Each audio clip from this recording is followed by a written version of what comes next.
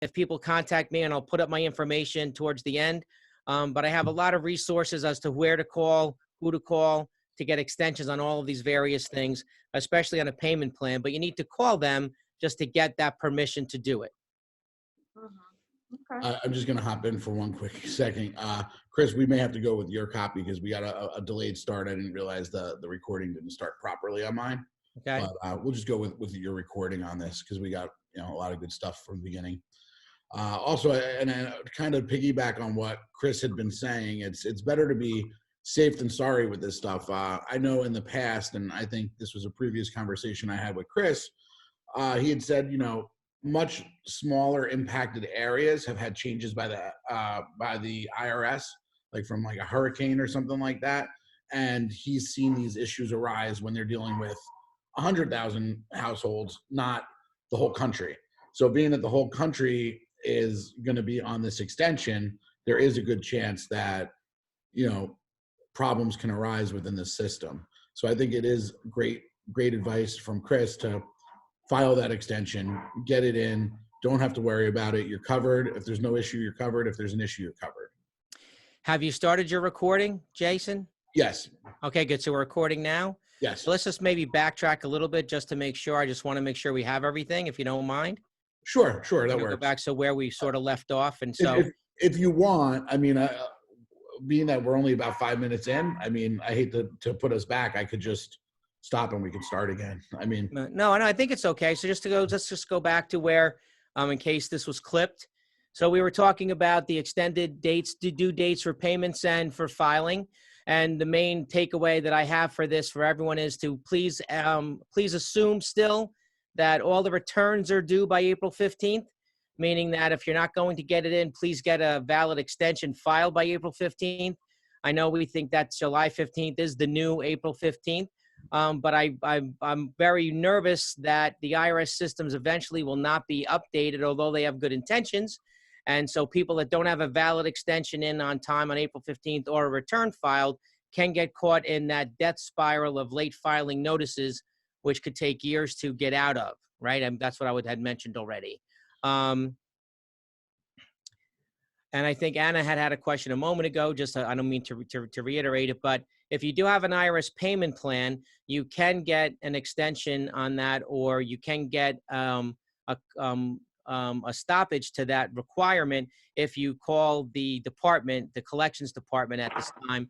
And if people were to contact me after this, I will give them all the numbers and information they need to contact them. It's very important that if you do have a payment plan, again, these are all automated things. We need to talk to someone on the collections on the phone line and get them to update your account. So we're going to have a stoppage of payment requirement. Make sure when you do talk to someone at the IRS that you get their name and their agent number and the date and time that you called. Okay, great. And I actually have a question. Yesterday, knowing that we were going to be interviewing you today, I posted on my social media for people to give some questions, and had one or two. One good question from a client of mine, his name's Chris too. He had asked, is there a difference between the state deadline and the national deadline? Yes, our governor of New Jersey has given us only till June 30th. So if you're a Jersey resident, you really want to consider that June 30th is the drop dead date now. And part of the reason for that is that Jersey is on a fiscal year end, a June 30th year end. So he could have made it any date he wanted to, but he decided to go with June 30th, which is going to cause a problem now, right? A lot of people don't know that this is happening. So they might file July 15th thinking everything's okay, but they're going to be late filing for New Jersey now. So he should have made it, again, July 15th to make it simpler, but he just couldn't do that. Yeah, exactly. And anybody listening, make sure you make note of that, because I've seen so many posts on social saying, "Oh, we have till July 15th," and nobody's taken in the fact that they're going to get tacked on with late fees for that. So definitely a good point to just get it done by the 30th of June. Definitely. Anna is so busy even during the lockdown. I mean, I want to be on your marketing program. I apologize. I tried to do it before it goes off, but clearly I fail at that. What do you know about, I actually had a question as well. I posted something this morning about that. We obviously going to be interviewing and asking you some questions. Somebody asked me about the coronavirus stimulus plan of 1,200 per family. Do you know anything about that at all? What is that? We've heard a lot about it, but they are now voting on it, right? That's being voted on today. Was voted on, except there was some Democratic problem with something. So they're back at it today, trying to come up with, there's a lot of things they're voting on. One would be what Anna's talking about is very specific payments directly to taxpayers of certain amounts. There's been talk about $1,000 or more per person. And so we have to see if they approve it at all and what the final, what the wording is. So that would be fantastic. They're also, remember, there's a lot of other items in here for corporations and stimulus for them in various industries, especially the airline industry, hotel industry. All of those have been devastated the past month. So that's all involved. So I think they should have split the bill a little bit more, so we can just get the individual stimulus done and then maybe something for certain industries. But of course, hopefully they're not going to use it as a, some kind of pawn to negotiate something. So they're also discussing exactly the amount of money they want to have for, the disaster loan program, which we're going to talk about, I'm sure, in a minute. The business disaster loan. Now, very important for real estate agents such as yourself. Remember that you are a business. So a real estate agent can, especially in New Jersey, can apply for the SBA disaster loan. So can I talk about that a little bit? Yeah, definitely. I think this is great for small business owners in general, because there's so many people affected by this. Yes, anyone that's a small business that, remember, this is for economic interruption. So it's technically these loans from the SBA. And again, if you go to my website, you'll see my memos. I have all this information there to quickly get to where you need to start applying for these things. It's not to replace revenue you've lost. This is to help you with your fixed costs that you now can't pay because your revenue has dropped. I know it sounds like the same thing. So that's the idea. So at the end of the day, we're going to have to, and I've done this for many clients already, tell the SBA exactly how much you need and why for, say, the next 6 months. So usually we can get a budget from what we've spent. So payroll, rents, auto leases, everything you can think of that are fixed costs that you cannot get out of is what you want to add up for each month. And let's say take a 6-month projection and use that number for this line of credit, which is what it is. All right. So it's basically a low interest loan, mostly under 4% over a 30-year term. So imagine you need $300,000 right now. Well, you can get a 3.5% loan, which is basically a mortgage, if you think about it, a nice long term. So it gives you very, very small, a very, very small monthly payment amount, of course, and there's no prepayment penalty. So I'm telling everyone to go for as much as you possibly need within reason, and add a little bit on top of that as a cushion. And again, we need to get those applications in as soon as possible because thousands of people are doing it. And just as we talked about before, how the refunds might be delayed. So this is first come, first serve. And this is only for New Jersey, or this is kind of nationwide? It's any area of the country that has been declared a disaster area, and the governor of which has requested the SBA include them. So I was pushing Murphy, not that I have a lot of pull with him, but if you went to this website to see who's eligible, it had New York and it had Pennsylvania, and we weren't there. So my clients in New Jersey could not apply yet until 2 days ago when he finally did it. So you have to go, you'll see I have a good web post, a blog post all about this. It shows you, first is the link to go to see if your state has been officially approved for it, and then where to go to start the application process. So I make it pretty simple.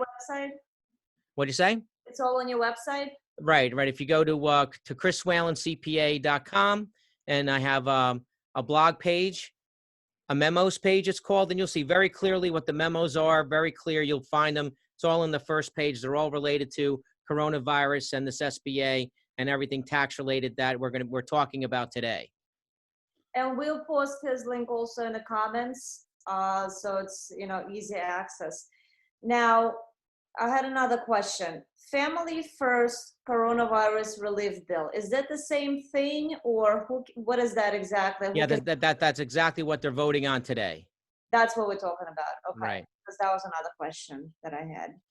Now, Chris, are you aware, and maybe you are, maybe you're not, according to what Anna was just talking about, this Family First Relief Bill, if you will, supposedly it's also based upon income. Would that be just a gross income, or is that just, income as a whole? Well, again, usually they would use an adjusted gross income number for things like this if they're dealing with credits or anything special like this. So we're not sure. They're all negotiating it now. So I would think the lower the number, I would want them to use taxable income, right? Because taxable income's a lower number. I have Right. income adjustments, adjusted gross, then itemized deductions are standard, and then taxable. I'm hoping that's what I've been pushing for. I want them to use the taxable income number because more people will be eligible. So I'm hoping they do the right thing. And do you know, or it might be too early to answer this question, if it's going to be either you qualify or you don't, or it's going to be a tiered system where, okay, somebody might get 1,000, somebody might get 800. I'm sure there might be a phase out, like, which is possible. So let's say everyone's supposed to get $1,000 for taxable income under 100,000, right? So they might say between 100,000 and 200,000, they're going to phase you out to eventually to zero, which is something that I've read so many different things, but it's all conjecture. They haven't even put these proposed bills out. It's done so quickly. So I'm going to have to rip them apart once they're signed and then get back to everybody. But I think a very important part of this is people have to realize how little they've saved for a rainy day, right? So we've talked about the stock market. It's gone down 30%. I'm working on a blog post all about this. What to ask your investment advisor about this situation. What questions would I like answered? So the major thing here is all my clients know, first of all, a CPA should never also be your investment advisor. Very important. They're diametrically opposed. They're not related. It's like a landscaper saying he's going to do your HVAC. That's like, pick one, right? So my clients know you need to have 8 or 9 months of savings in the bank for this kind of eventuality, which means that you can't put that money into the market, which means your broker is never telling you this. Like a quick aside about investment advisors, I ask my clients, ask your investment advisor, how much money does he not have under his care and make money on to make sure you're diversified and safe? And if you tell me 0%, I have a problem with that.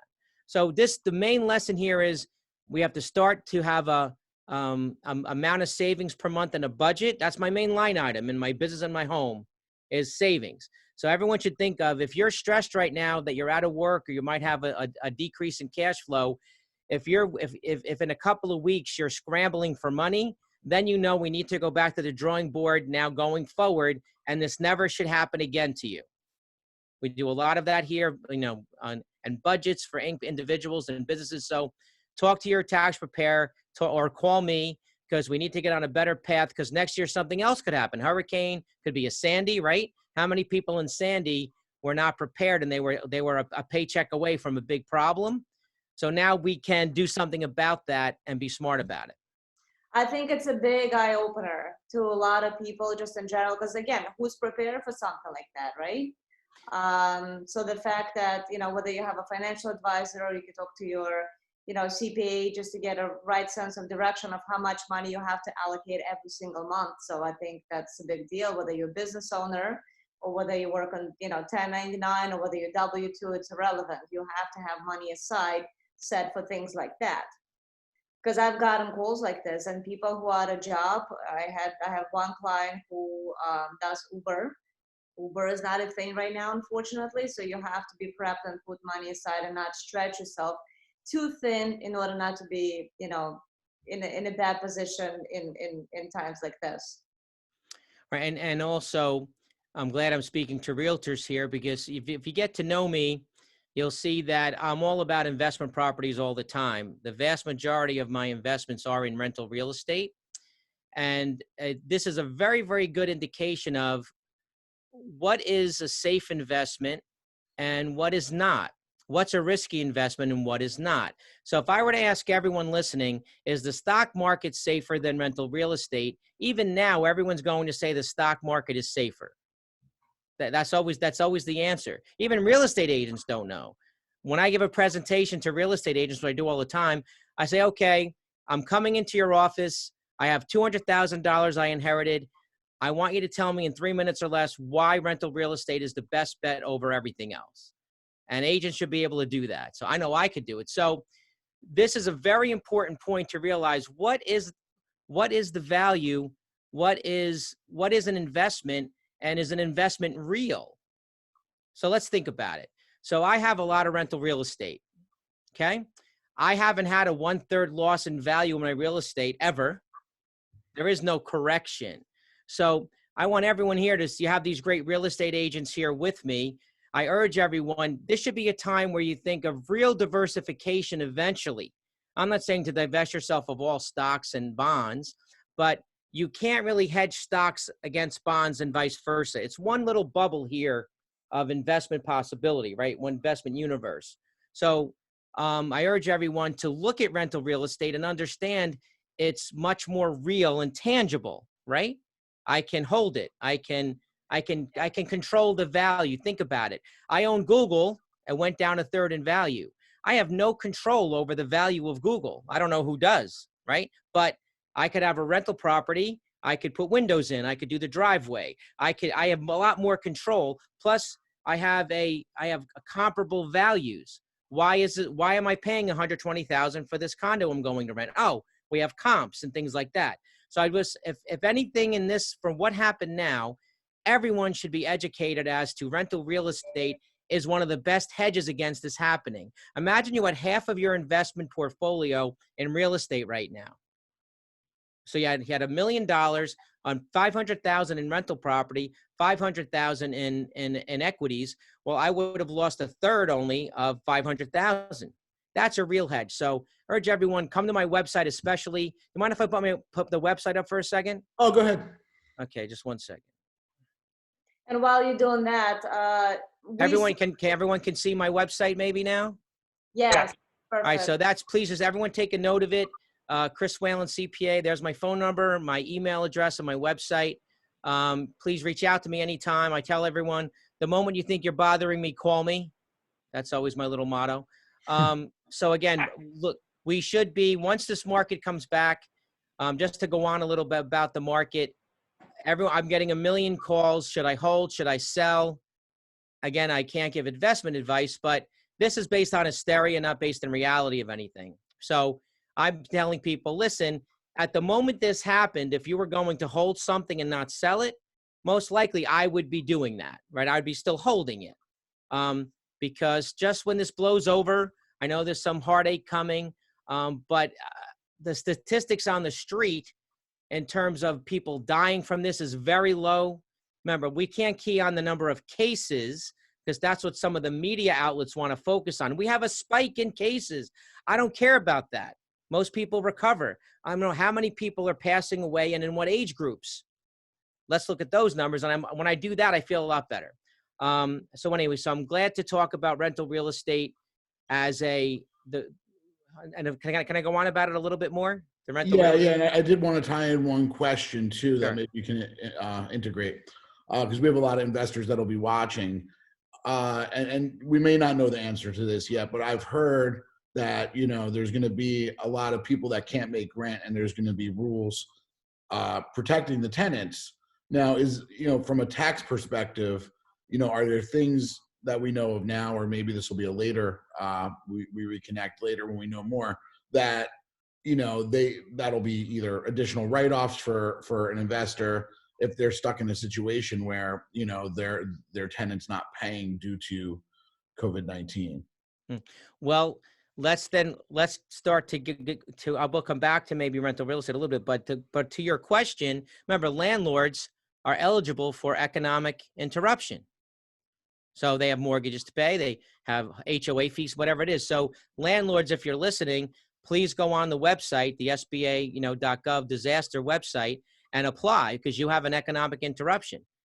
right? So that's the answer. Yeah, that's a great point, because I don't think, a lot of landlords might not realize that they're also small business owners and that Right. they And qualify. I verified that with people I know at the SBA, by the way, just so you know, and it's even on, if you look at my blog post about this, it says two things. Realtors are businesses with capital ARE, and landlords, of course, can apply. So the first two things I put at the top is I know those two business owners would not understand they could possibly apply for this. So everyone should get on and do it. If you have a business or a rental property where you're going to have an economic interruption, there's no harm in it. If you don't need the money, don't use it. But the government's here to say, here, we have lines of credit readily available with not a lot of credit checks. So everyone should be doing it.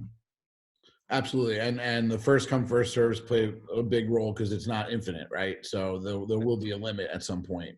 Right. Well, it's really just a matter of timing. Listen, in their defense, all these systems are overwhelmed. The hospitals, banks, the government. So they're going to be taking in 20 to 30 times more of the applications than they've ever done. So they'll get to them eventually, but first come, first serve. So in their defense, don't get mad if they take time, because they're all doing the best they can. Even the IRS people. Remember, most IRS agents are excellent. I've dealt with them for 30 years, and they're not looking for money. They're just wanting to get things in order and get support for things. So don't even get angry at the IRS, because their systems are bad. When you can't get through to the IRS, it's not because people aren't working. Trust me, they are bare bones. More than it's sort of tragic, to be honest with you. A lot of them have integrity. They want to do good work, but their systems don't allow it. So this, to go on to the SBA disaster. Now remember, they're giving loans up to $2 million to businesses that can show they have an economic interruption. I just did one for $500,000 yesterday that we put in for. So I want you to highball this, right, and come up with what you might need the next 6 months, including what you've lost already in the past few weeks. And of course, me and my team are here to help with any questions, especially if they're your clients. I'd love to help them out. So, text me, email me, call me anytime. I'm pretty much available, even though, like I said, we're working here full time as if this lockdown's not happening. Now, question, if anybody needs help with something like that, do you do it? Can you help them apply for something like that? Is that part of your services? Yeah, sure, of course. I've made a whole system internally here. We have people working on several right now in the office. So, but I urge people to try to do as much as you can, because of course I like to bill people, but it's a pretty streamlined thing. So I'd rather be available for questions to help out in this case. To be honest with you, I'm trying to sort of do the right thing and not say, hey, it's a $500 fee for me to do this for you, when people are already hard up for money. So I think they can get on. It's a very simple process. You're going to have questions along the way. Just call me. I basically know everything by heart already, so it's probably the better approach. Plus, it gives you more control as to what's happening. And there are questions that need to be answered from you anyway. So it's better to have you try to do it and then call me with questions as you go, without having to charge you if I can help it. When they apply for something like that, typically, do you have to provide any kind of documentation? Is it just a yes or no question, or what does it entail? They might, when someone physically will look at it. So, they might ask for bank statements. They might ask for some tax returns, right? They might ask for not necessarily documentation of creditworthiness, but documentation about, to justify the amount you're asking for. So there is a little bit of underwriting in there, not to a mortgage or credit line extent, but of course they're going to look if it's reasonable. Why are you asking for $1 million? That's why you want to have your support ahead of time in case they ask for it. Oh, I need $500,000. Oh, here's my spreadsheet and support to show you, hey, here's my last 6 months bank statements. I spent $500,000 in an overhead cost to keep myself running, right? That's sort of how, so that, and that's only fair because people should take what they need, because everyone's sharing this pot of money. It's also a matter of being fair to everyone else who's looking for money. Some people need 100, some people need 1 million, but let's just take what we need. And do remember that it is still a loan. It's not a grant. It's something you have to pay back. So take what you need, and Yes, but it's good they're making it available. I think it's gonna really, really help a lot of people, especially small businesses. Again, Trump's been great for small business. I know people hear the word Trump, and I'm sorry, people listening, if you suddenly need a safe space, if you need, but But just to go over some things, Trump's been fantastic. On average, he saved my businesses and families about 15% in their taxes overall. I mean, a real numbers. So that's been helpful. The unemployment is low. So this is, again, he's helping a lot here, doing everything he can. And I appreciate it. So what else? Any other questions you guys yeah, I have? have a question here from one of my social media posts. Can we still make, sorry, I'm reading it from my phone. Can we still make retirement plan payments through the new deadline as a tax deduction? Right. You mean so an IRA or a SEP IRA? Yeah. Right. So the IRA would be due April 15th. I'm assuming that's now due July 15th. Okay. So now for that IRA is for a person who works for someone, W-2 person who wants to save for retirement. They take an IRA, traditional IRA. So now for individuals who are self-employed, you can do a SEP IRA, it's called, right? And so that's still not due until you file your return anyway. So there is no hard date. So if you were on extension to October 15th, you could still make a 2019 SEP IRA contribution for 2019, even all the way to October 15th. So, Okay. but I think the date to put in a traditional IRA for 2019 is extended now to July 15th. Okay, great. So, I mean, somebody had, I know a lot of people are in a situation where they don't have extra cash, but if somebody had extra cash later in the year, you know, they get rolling for some reason, before July 15th, they could put that money towards that. Right. And you want it right. So a lot of my clients that have this situation, they want to put an IRA away or a SEP IRA away. So we need to have that money put in before the return's filed. So in this case, if your return is ready to go, but you don't have that money, just go on extension and wait until you have the money. The moment you put away the IRA or SEP IRA money, then just have your return e-filed. That's what we do. So, but get your return already. If you could see my office here, I've piles and piles of files already of business owners who want to put away for a SEP IRA, but don't have. This happens every year. And so they're all done. They're ready, but I'm not filing until they have the money, maybe in August or September, to pay for the 2019 SEP. So remember, if you have retirement money to put away, do it before you actually electronically file, no matter which type it is. Okay, great. No, that's all good points. Wonderful. Trying to see, Alan, did you have anything else, or Anna on your list? I'm trying to see. No, that's the only questions I had, and they were pretty much summed up. If you have anything else to add that you think that might be useful for anybody, obviously we all do taxes. So anything about tips? I mean, and maybe just some cliff notes too. We'll just go over the main points that we hit before we end. All right. So the main point, if you're a resident of New Jersey, although the federal is extended to July 15th to pay and to file, it's really June 30th because Murphy only gave us to June 30th. So Jersey, people that live in New Jersey, it's June 30th, not July 15th, which is still a good amount of time.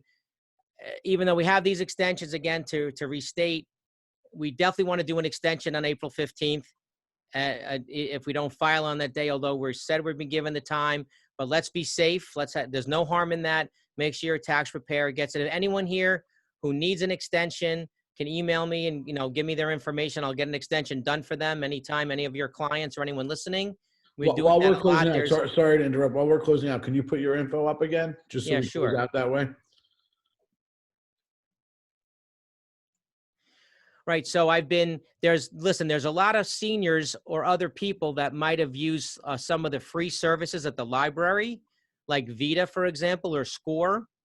And so they can't get in touch with these people because, of course, no one's allowed to socialize or meet. So if anyone listening has that situation and they usually have a simple return and they usually go to the library, I urge everyone, please, to write to me or on the email address you see on the screen here. And I for free, will get an extension done for you by April 15th. All right. So I don't want seniors to worry. I want them to get an extension. And even though like I said, we just talked about, we have an extension to July 15th. But if you need an extension, especially if you're a senior or someone that's gotten it for free, then please just contact me and the information on the screen. Okay. Wonderful. Wonderful. All right, great. Well, thank you so much for all your time and the great tips. I think this was great. I think we got a lot of good info for everybody.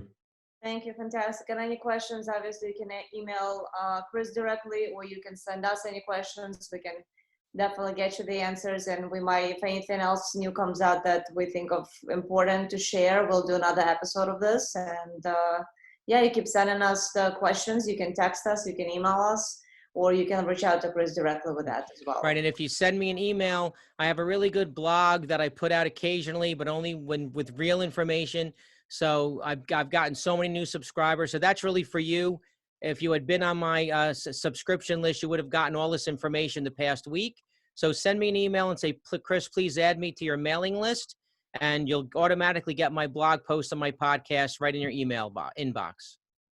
Perfect. Okay, perfect. Thank you, everybody. Oh, no problem. Thanks so much, Chris, I guys. appreciate your time. Got it, Alan. Bye-bye.